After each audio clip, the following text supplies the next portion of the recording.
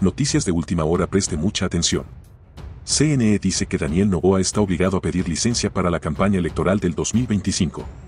El vicepresidente del CNE, Enrique Pita, indicó que si un funcionario incumple esta disposición, que está en ley electoral, es competencia del TSE sancionarlo.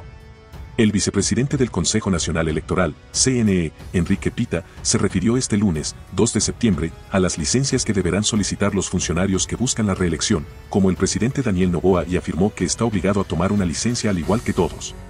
Pita señaló, en una entrevista con Teleamazonas, que la ley estipula el tema de las licencias y que si esto lo incumple algún funcionario es competencia del Tribunal Contencioso Electoral, TSE, sancionarlo y no del CNE. Nuestra obligación es regular que esto se cumpla, pero quien sanciona el incumplimiento es el TSE. La ley es clara, aclaró Pita. Pita habló también sobre la electoral campaña anticipada que ya se estaría dando en redes sociales y aclaró que el CNE no tiene competencia para regularla, ya que la auditoría que realiza es en cuanto a gastos de campaña, más no del contenido que se publique antes.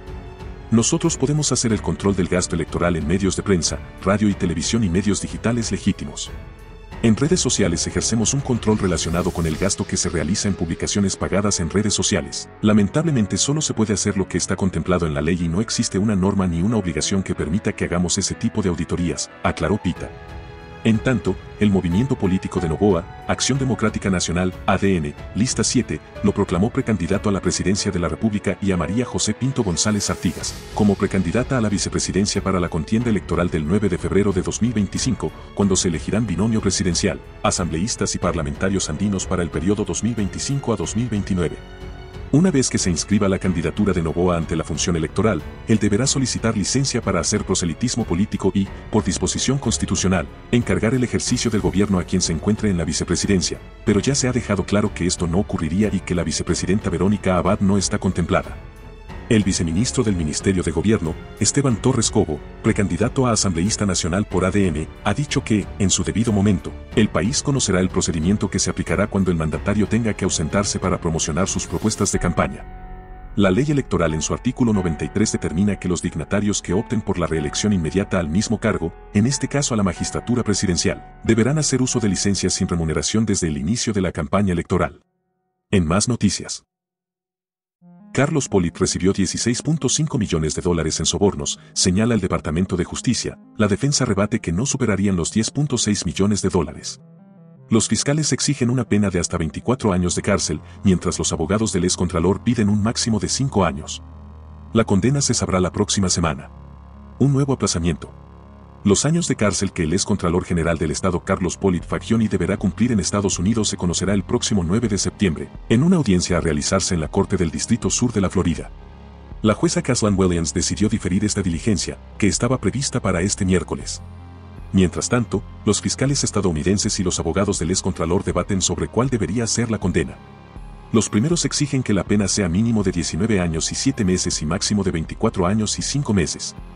De su parte, la defensa pide que sea desde los 4 años y 3 meses hasta los 5 años y 3 meses.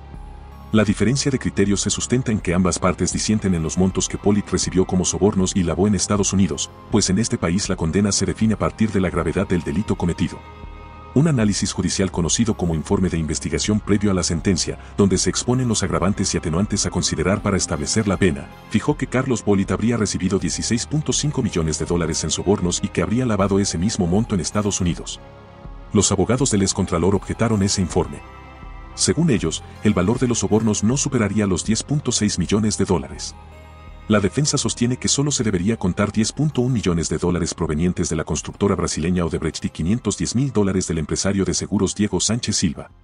Además, los abogados afirman que el monto lavado en Estados Unidos no excedería los $5.3 millones. Ellos se basaron en un testimonio del ex ejecutivo de Odebrecht José Conceição Santos para reducir tanto el monto de los sobornos como del lavado. Durante el juicio, los fiscales contaron entre las coimas unos pagos que Odebrecht había hecho a favor de la empresa panameña Italcom, pero la defensa de Polit sostiene que Conceição Santos declaró que no conocía a esa empresa. Los fiscales se opusieron a estas objeciones. Ellos sostienen que los sobornos se alcanzaron los $16.5 millones, basándose en otros testimonios, como el de Geraldo de Souza, quien era jefe de Conceição Santos, en el libro de contabilidad de sobornos levantado por funcionarios de Odebrecht y en registros bancarios. Además, los fiscales aseveran que las pruebas presentadas durante el juicio muestran que Polit habría lavado al menos $11.1 millones en Estados Unidos. En Ecuador, Polit recibió una sentencia de 6 años de cárcel por el delito de cohecho, por haber recibido $10.1 millones en sobornos provenientes de Odebrecht. Para fijar este monto, no se tomaron en cuenta los valores transferidos a través de Italcom. Como parte de la sentencia, el excontralor recibió una multa de $40.4 millones, correspondiente al cuádruple de las coimas, pero no la ha pagado. En más noticias. Que el receso legislativo culmine este martes y en la Asamblea ya se pone todo a punto. El juicio político contra la ministra Mónica Palencia y el ambiente preelectoral marcarán el retorno de los asambleístas. El movimiento en la Asamblea Nacional se retomó ya desde este lunes, pues la vacancia legislativa que empezó el 19 de agosto culmina este 2 de septiembre y las actividades empezarán nuevamente este martes 3. Los legisladores vuelven a sus funciones en medio de un ambiente electoral, pugnas con el Ejecutivo y juicios políticos. En ese sentido, el primero que se retomará, dicen, será el de la ministra del Interior, Mónica Palencia. Prácticamente está por cumplirse el plazo. El día miércoles se cumplirán ya los 15 días y entiendo la Comisión de Fiscalización, a través de su presidenta, citará para tratar ya la sustentación de este juicio político. Sin embargo, el Pleno deberá conocer la resolución de un juez que dispuso se retomen los 3 juicios políticos contra los exministros de Guillermo Lasso y tomar una decisión, aunque en medio de sus vacaciones el secretario habría adelantado que el Parlamento no lo haría. La ley dice claramente que los juicios políticos tienen requisitos. Y los requisitos, el más importante, es el de las firmas de respaldo del juicio político. Si esas firmas fueron retiradas, esos juicios políticos no podrían retomarse. Se tiene que solucionar primero con una apelación. La Asamblea no simplemente puede decir no voy a acatar la decisión, ¿sí? Porque eso siente un mal precedente. Uno no puede dejar de acatar las decisiones judiciales. Además, dicen, el Consejo de Administración Legislativa deberá resolver el momento en el que se reactivará el proceso en contra de la fiscal general. El trabajo se retomará también en medio de un ambiente preelectoral de cara a 2025 que obligará a más de la mitad a renunciar a sus curules. De allí que dicen deberán enfocarse en el trámite de leyes que resuelvan las necesidades principales. En efecto, existe un ambiente electoral que tendrá que también formar parte de la dinámica política nacional. Hay muchas reformas legales que están pendientes de calificación, están pendientes de tratamiento. Hay informes para primero y para segundo debate de muchas leyes. La incorporación del COPINA, del Código Orgánico de Protección Integral de los Derechos de los Niños, Niñas y Adolescentes. Para este martes está prevista la posesión de la nueva Superintendente de Economía Popular y Solidaria, los suplentes del Consejo de Participación Ciudadana y la designación de sus delegados para la renovación de la Corte Constitucional. Aunque se han definido 16 binomios, los nombres de quienes los conforman podrían cambiar. La lista final de candidatos se conocerá al cierre de las inscripciones el próximo 2 de octubre. El calendario electoral continúa su curso. El tiempo para concretar alianzas terminó y no hay vuelta atrás. Así lo ratificó el vicepresidente del Consejo Nacional Electoral, Enrique Pita. No pueden haber nuevas alianzas, por llamarlo de alguna manera. Lo que ya corresponde es preparar sus candidatos para efecto de proceder a la inscripción de candidaturas. No obstante, aún se pueden producir algunos cambios en el tablero electoral. Por ejemplo, que el nombre de quienes integran los binomios cambie y que las listas de candidatos a la Asamblea se modifiquen, sobre todo en la Alianza Revolución Ciudadana y Reto, la única nacional que se concretó hasta la fecha límite. Así podría resultar que alguien que fue propuesto primero para una dignidad de asambleísta nacional o provincial pueda terminar segundo, tercero, cuarto, de acuerdo a la conveniencia o a los acuerdos que se llegan con entre 2 o 3 las organizaciones políticas que para efecto también han inscrito sus alianzas.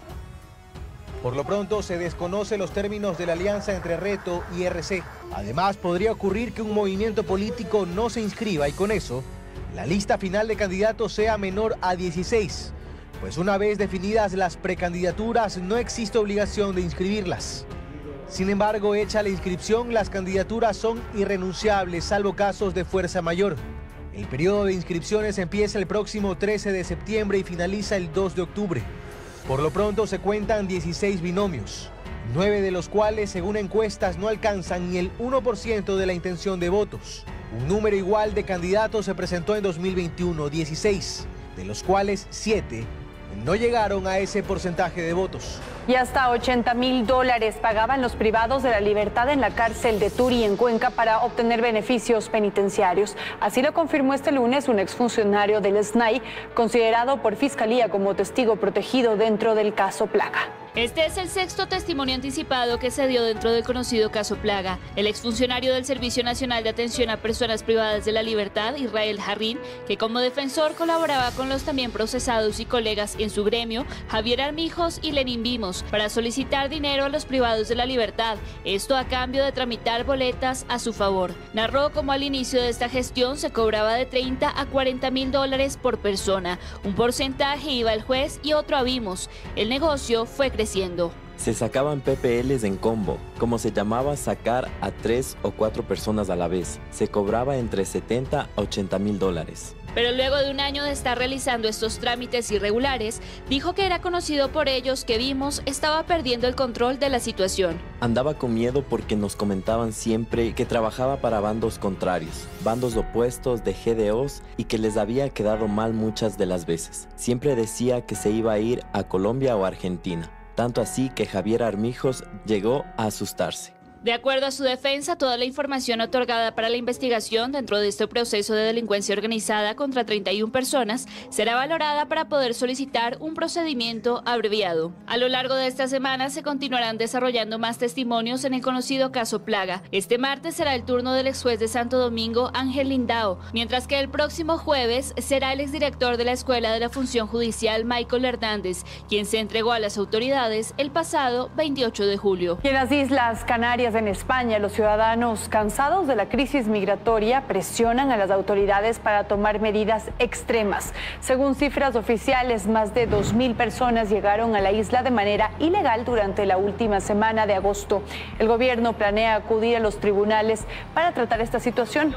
Por su parte, el presidente del gobierno español, Pedro Sánchez, defiende una migración ordenada tras su gira por África, estrategia que ha sido altamente criticada por la oposición. Y en Estados Unidos se confiscó este lunes el avión oficial del presidente venezolano Nicolás Maduro y lo trasladó hacia Florida. Estados Unidos confiscó el avión del presidente de Venezuela, Nicolás Maduro, tras determinar que su adquisición violaba las sanciones estadounidenses, entre otras cuestiones penales. Estados Unidos llevó el avión a Florida ya este lunes, después de haberlo incautado en República Dominicana. El avión se reporta ser como el equivalente venezolano al Air Force One, el que utiliza el presidente Joe Biden, y ha sido fotografiado en visitas de Estado anteriores de Nicolás Maduro alrededor del mundo. Según reporta el canal televisivo estadounidense CNN, que ha dado esta noticia por primera vez, un funcionario del gobierno dijo que esta incautación de este avión de un jefe de Estado extranjero, además, envió un mensaje a los altos mandos, siendo algo inaudito en materia penal. Según este funcionario, el mensaje es que nadie está por encima de la ley, nadie está por encima del alcance de las sanciones estadounidenses. En detalles, el avión venezolano, cuyo costo se estima en unos $13 millones, había estado en República Dominicana en los últimos meses. Los funcionarios estadounidenses no revelaron por qué, pero ahora se presentó una oportunidad para que Estados Unidos confiscara la aeronave. El gobierno estadounidense, recordamos, trabajó en estrecha colaboración con el gobierno de República Dominicana, que notificó a Venezuela sobre la incautación.